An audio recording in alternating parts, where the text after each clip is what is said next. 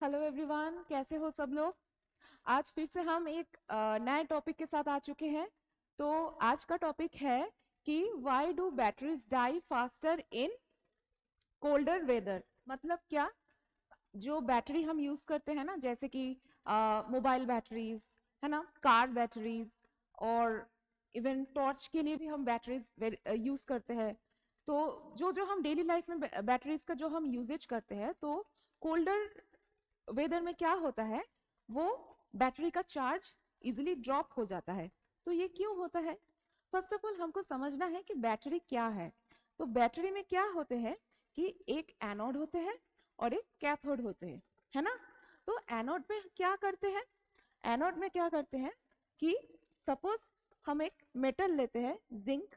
वो क्या करेंगे, इलेक्ट्रॉन लॉस हो जाएगा, मेटल का इलेक्ट्रॉन लॉस हो जाएगा।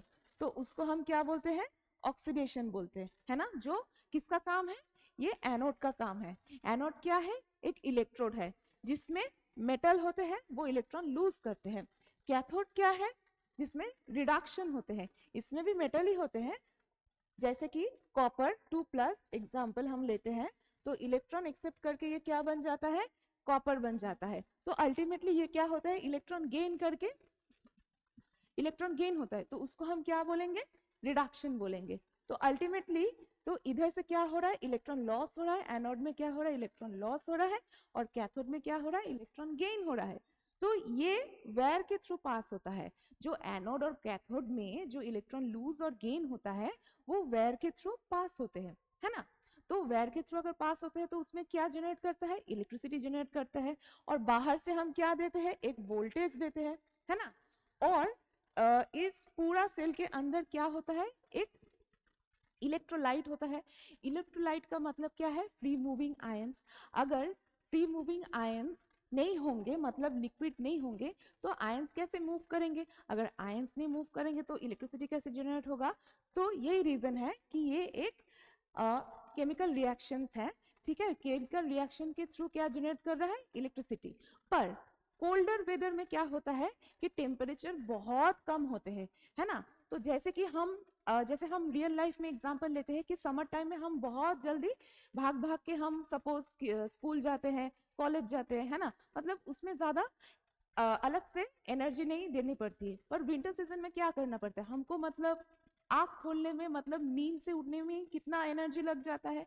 तो वही बात है कि अगर टेम्परेचर ड्रॉप करता है, तो इलेक्ट्रॉन का जो काइनेटिक एनर्जी है, मतलब इलेक्ट्रॉन का जो दौड़ भाग करने का जो एनर्जी है, वो बहुत लो हो जाता है।